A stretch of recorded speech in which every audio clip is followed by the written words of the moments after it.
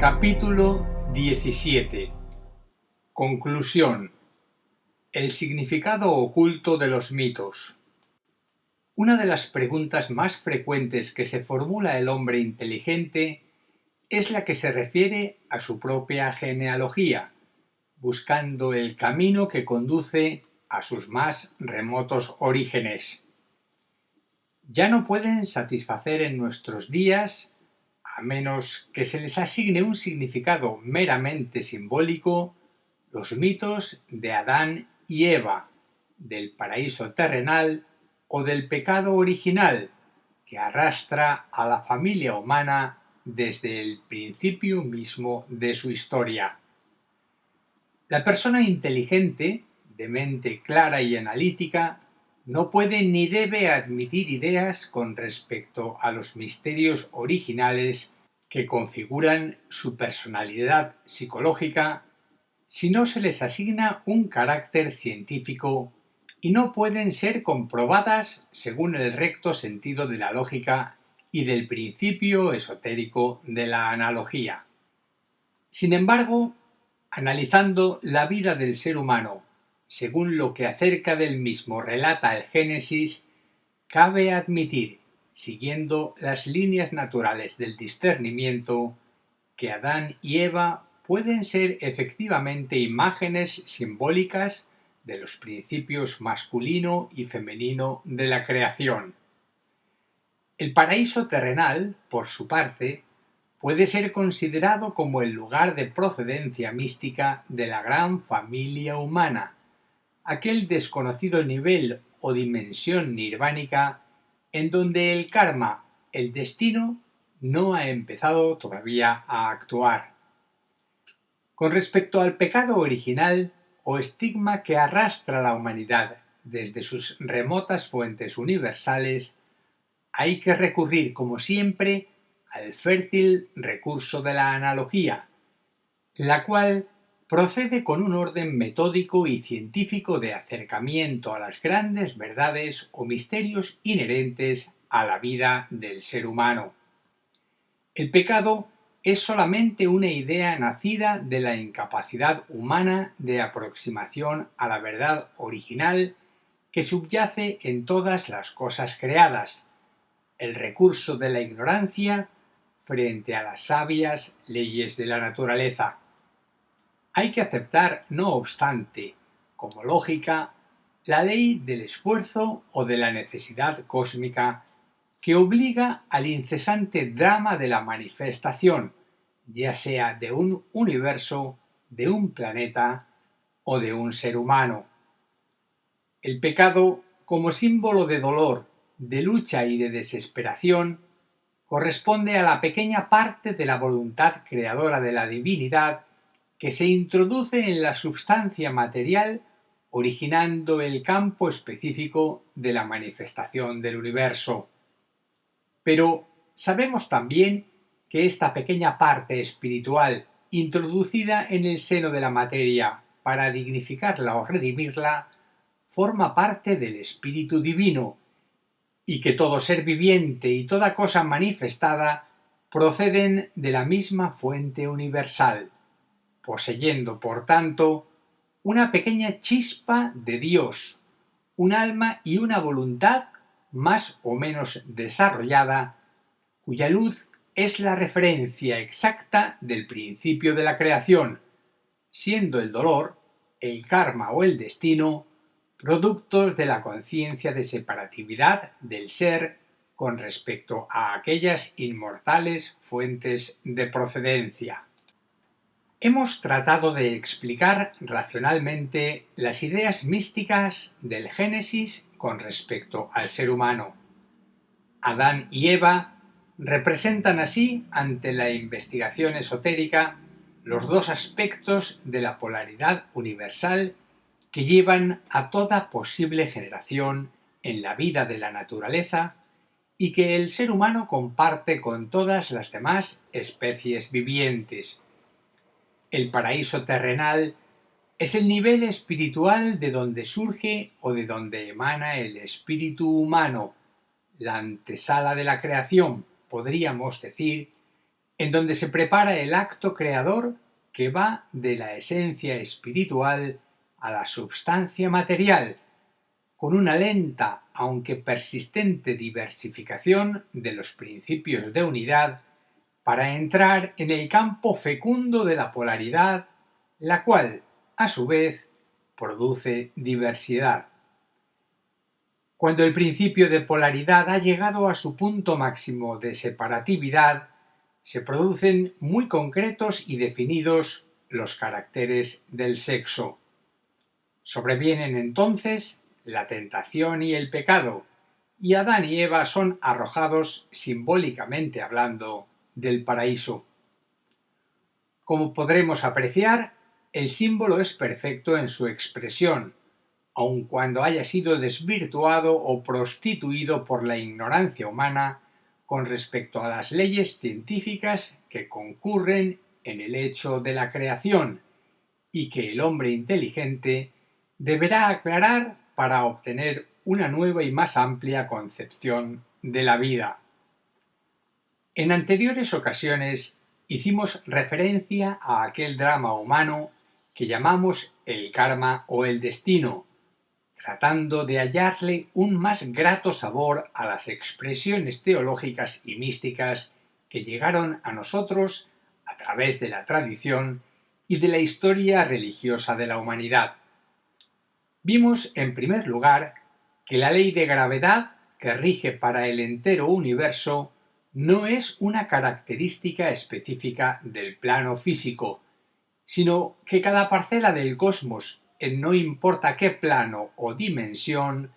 está revelando la justicia de aquella ley y que el conjunto universal, en lo que al principio de evolución se refiere,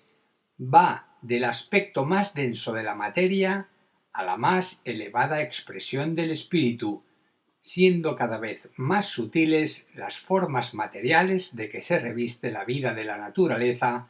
a la incesante búsqueda de su propia e inevitable redención.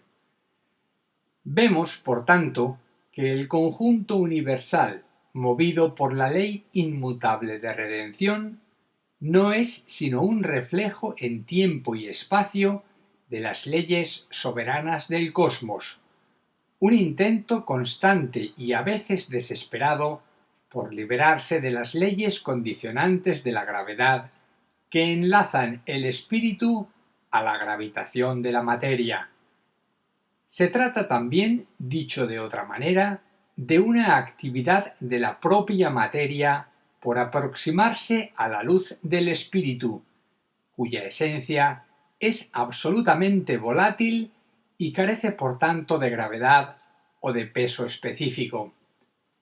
De esta manera, el drama del nacimiento de cualquier criatura en la vida de la naturaleza implica siempre la introducción de una pequeña chispa de la luz del espíritu en el seno de la materia en un intento supremo, regido por la ley del sacrificio cósmico, de redimir la substancia que la compone, sujeta a gravedad y a karma, y elevarla a las sempiternas regiones del espíritu, en donde la gravedad es cero y la luz el único vehículo de proyección y manifestación.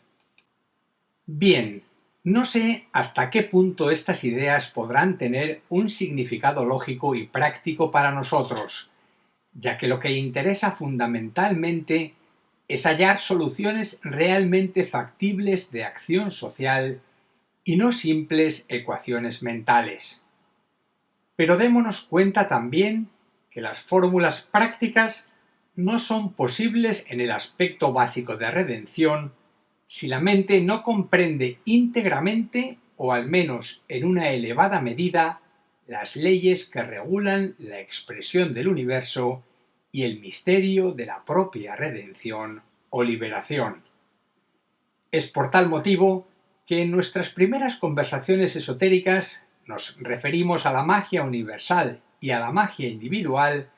por ser las capacidades íntimas de creación que poseen Dios y el hombre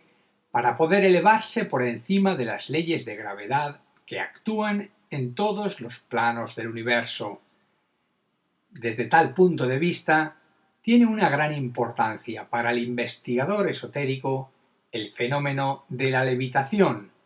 el cual, si aplicamos correctamente la analogía, está directamente relacionado con el misterio cristiano de la ascensión. En virtud de la propia investigación oculta, vamos siendo progresivamente conscientes de que nuestra vida psicológica o nuestra alma encerrada en el interior de un campo gravitatorio de sustancia exige constantemente redención y liberación, es decir, más recepción de luz para poder triunfar definitivamente de las leyes kármicas y poder reorientar voluntariamente nuestro destino humano. El secreto de la acción creadora. El trabajo creador residirá pues en el esfuerzo incesante por introducir cada vez más luz en nuestros vehículos periódicos de manifestación cíclica, la mente, la sensibilidad astral y el cuerpo físico. Se trata de un trabajo lento, callado y humilde que ha de realizarse poseyendo únicamente como estímulo la visión intuitiva de aquella lejana meta señalada por Krishna, el símbolo del espíritu, a Arjuna, la pequeña alma o parte del espíritu que ha logrado introducirse en la materia para fines redentores. Estamos diciendo en realidad cuanto se haya escrito en los registros acásicos de la naturaleza desde tiempos inmemoriales y han llegado a nosotros a través de los grandes mitos, símbolos y leyendas de todas las escrituras sagradas del mundo. ¿Cuál ha de ser, pues, nuestro trabajo? ¿Hay alguna forma práctica de revelar la idea frente al ineludible reto de la acción? Dicho de otra manera, ¿estamos realmente capacitados para resistir y acoger en nuestra vida esta verdad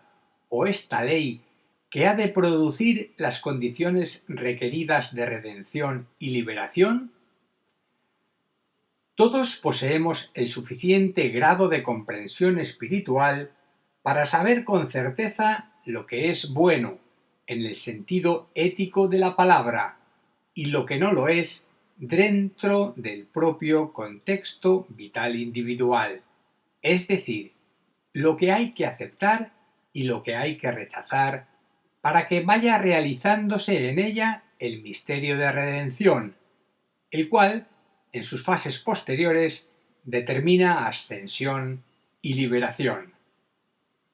Bien, creo que hay aquí una profunda materia de reflexión para cada uno de nosotros, pues en el fuero interno notamos quizás la presencia de unas fronteras aparentemente insalvables que delimitan perfectamente los intensos deseos de ser y las verdaderas capacidades de acción o de realización. En todo caso, la regla iniciática exige que sean destruidas estas fronteras que separan nuestro pequeño destino kármico del karma de los dioses. La regla absoluta que rige para este proceso de identificación es la cualidad de fortaleza. No basta con la simple comprensión mental del proceso. Habrá que sumergirse constantemente en la gloria de la acción, esta acción creadora cuya motivación principal es introducir cada vez más luz del alma en el centro vital de cada uno de nuestros vehículos expresivos con el propósito de redimirlos de la sustancia gravitatoria o kármica y someterlos progresivamente a la prueba iniciática. Cada paso dado hacia el ser espiritual, venciendo la natural resistencia de nuestros vehículos kármicos, producirá múltiples e inevitables reacciones psicológicas, en algunos casos de indecisión y temor, en otros de desilusión o desesperanza y aún en determinadas ocasiones de orgullo y falsa suficiencia, pues en el fondo de nuestro ser subsiste todavía el peso de la tradición, somos esclavos del placer de los sentidos y anhelamos ardiente e impacientemente ver realizados de inmediato los frutos de nuestras acciones. Hay que actuar lenta, callada y humildemente, sin esperar otra cosa que una tenaz y persistente lucha y una integridad absoluta en el espíritu de resolución.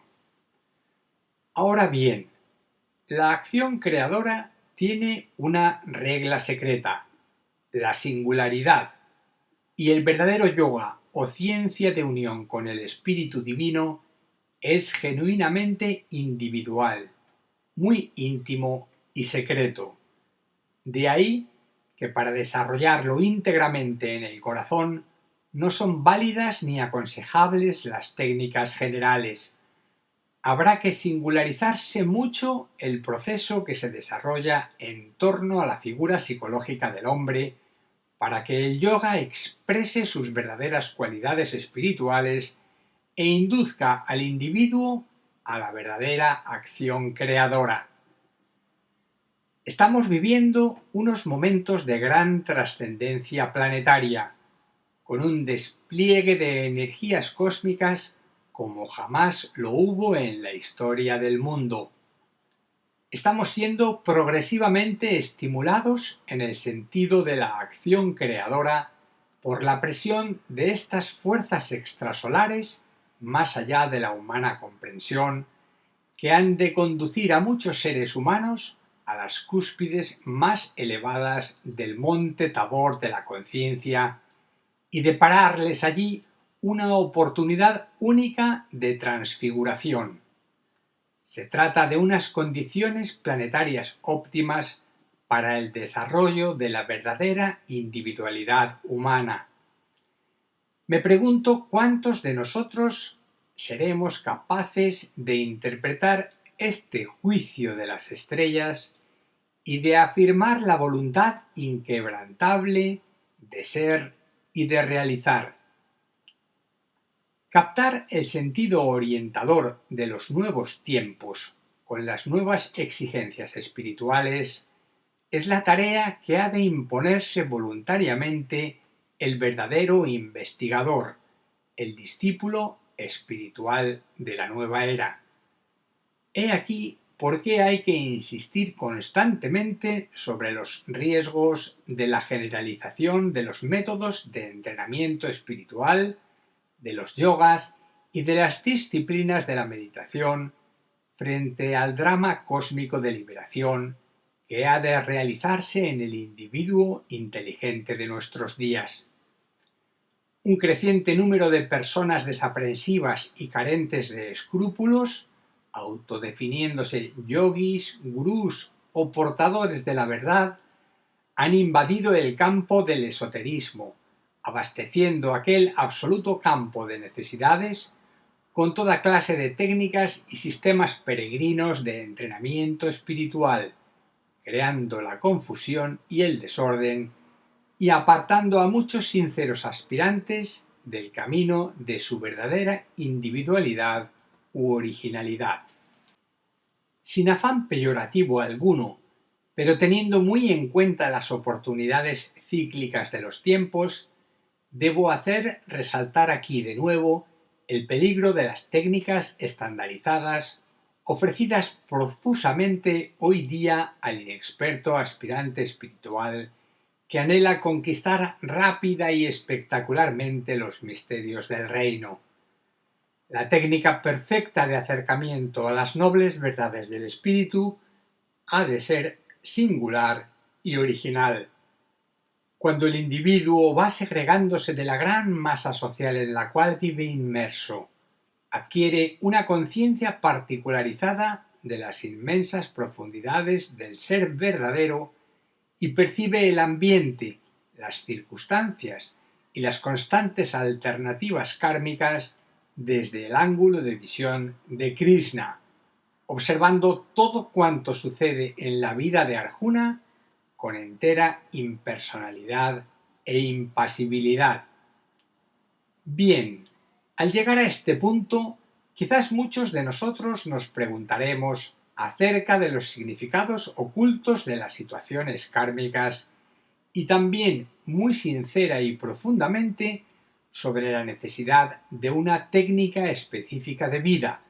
la que espiritualmente nos corresponde, es decir, singular, original y hecha a la propia medida, y no sobre la medida espiritual de los demás. Estas interrogantes expresan un deseo muy lógico, ya que el ser humano anhela constantemente ampliar su visión del mundo interno y proyectarse cada vez más dentro de sí mismo. Dense cuenta, sin embargo, que no es la misma la posición del individuo que recién ahora emerge de la gran masa condicionante de la humanidad que la del aspirante espiritual que lleva tras de sí un glorioso y fecundo pasado y es, simbólicamente hablando, un guerrero curtido en 1000 batallas y se siente impulsado por ello hacia las alturas internas en virtud de la experiencia acumulada en su cuerpo causal. La verdadera técnica de la liberación. Hay un aforismo en la vida del señor Buda con respecto a la liberación que deberíamos tomar en consideración, pues aclara el verdadero sentido de la acción creadora. Es este: el hombre perfecto vence sin luchar. Se trata, como comprenderán, de la liberación de todo esfuerzo, es decir, de toda disciplina impuesta en la vida personal para alcanzar algún logro definido. El sentido real del aforismo es que el ser espiritual es perfecto más allá de toda ponderación, que carece virtualmente de caminos y de fronteras y que acercarse a él implica, por tanto, y por paradójico que parezca, barrer todos los caminos trazados en el mundo interno, ya sea el de una religión, de una creencia o de una definida técnica de entrenamiento espiritual. Démonos cuenta, pues, que no se trata de establecer una creencia o una definida técnica de entrenamiento espiritual, ni tampoco una casta de elegidos en oposición a otra casta menos privilegiada de seres humanos, es decir, de unos que pueden vivir sin estructura técnica alguna de aproximación a la verdad porque poseen un glorioso pasado espiritual, y de otros que por no haber logrado penetrar todavía en aquel inmenso e indescriptible campo de oportunidades,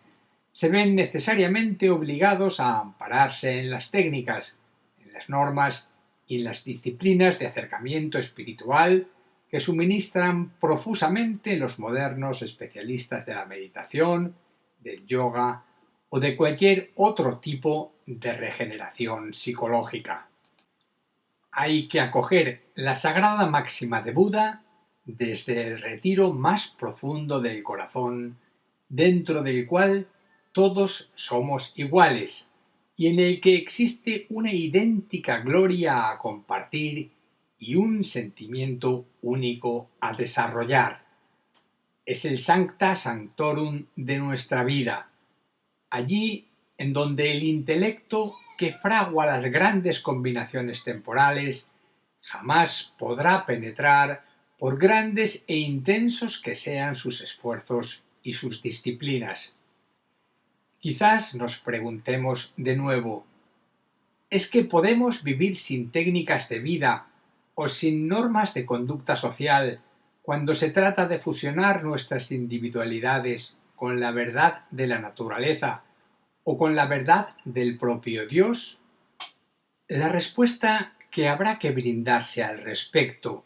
en la seguridad de que va dirigida a un inteligente grupo de investigadores esotéricos, es esta. El ser humano es esencialmente la verdad, el camino hacia la verdad y la vida que le lleva por el centro del camino. Entonces, si una técnica tuviera que utilizarse desde este ángulo de vista, debería ser sin duda la que señala nuestra verdad, una verdad que emana de nuestra propia vida y que en el inalterable proceso de vivir crea el más apropiado de los caminos. Quizás digamos ahora que se trata de un proceso netamente intuitivo surgido precisamente de la consumación de muchas técnicas y disciplinas de vida a través de las edades y que sólo unos contados individuos serán capaces de seguir. Bien, aquí enfrentamos el problema de la evolución, o si ustedes lo prefieren, de jerarquía espiritual dentro de la humanidad. Evidentemente, todo ser humano es la propia medida de su verdad y de acuerdo con esta medida debe juzgar las cosas. Pero durante el curso de todas nuestras conversaciones esotéricas hemos intentado llegar a un punto dentro del ser humano, prescindiendo de su grado de evolución o jerarquía espiritual, en el cual sólo existe y tiene su razón de ser el sentido de la unidad de la propia vida. Me refiero al corazón, pero no para edificar sobre él un nuevo tipo de yoga, sino para mostrar que más allá de todo sistema de entrenamiento espiritual existe un asiento secreto de la verdad y del misterio de la luz. Si les afirmase a ustedes que en el devenir de la era de Acuario, cuya blanca aurora empieza a perfilarse vigorosamente en el horizonte y en la cual el aspecto técnico tendrá un gran papel a jugar, habrá que dedicársele al corazón una atención especial. Quizás creerán ustedes que les estoy hablando de un nuevo y singular Bhakti Yoga adornado con una técnica diferente de acuerdo con la presión de los tiempos. Pero no es exactamente la idea. De acuerdo con las previsiones jerárquicas para esta nueva era, lo más importante en la vida del hombre espiritual será la ciencia del corazón, una ciencia de la que se ha hablado muy poco en la era pasada, en la que el determinismo de la acción estaba subordinada a los impulsos emocionales, los cuales, como se sabe, no pertenecen a la actividad del centro cardíaco, sino a la del plexo solar. Se trata, por tanto, de desarrollar el centro del corazón como base de una cualidad imprescindible para el proceso iniciático. Hay grandes y poderosas razones para ello.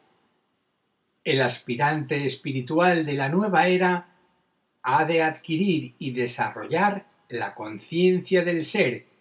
y no simplemente la conciencia de un estado del ser. La primera compete a la vida, al inmanente sentido de unidad. La segunda pertenece al concepto figurativo de la mente. Es otra forma de explicar la diferencia que existe entre la singularidad individual y la diversidad humana en el orden social. La singularidad es el propio ser, el propio e inconfundible yo. La diversidad expresa los conceptos que se tienen de este yo, es decir, los argumentos mentales provenientes de aquí o de allá en torno a la esencia espiritual de la que se nutre la propia vida. Tal es también la diferencia que hay esotéricamente entre Krishna y Arjuna, entre el creador de todas las cosas y el fragmento de vida perdido en el fragor de las pequeñas creaciones diversificadas y en el océano de las dificultades kármicas. Entre Arjuna, el fragmento, y Krishna, la totalidad del ser, hay un tremendo e ignorado abismo que sólo la ciencia del corazón puede y debe salvar. No es edificando y construyendo conceptos acerca de la verdad o estableciendo rigurosas normas de disciplina que podrá ser construido el puente de luz del Antakarana sobre las dos orillas de la gran separatividad humana. Habrá que recurrirse cada vez más frecuentemente al supremo dictado de la sabiduría del corazón para poder estructurar los campos de la vida sobre los suelos de inmortalidad. Habremos de ser como niños, deberemos retornar a las fuentes, pensando con el corazón y sintiendo con la mente, una empresa aparentemente imposible en los momentos actuales. Tal es, sin embargo, la tarea de los discípulos espirituales de esta nueva era, una tarea propiciada y bendecida por las extraordinarias posiciones de los astros con respecto a nuestro planeta y que puede ser compartida por todos los hombres y mujeres de buena voluntad del mundo. Vicente Beltrán Anglada, Barcelona, bajo el signo de Libra de 1979.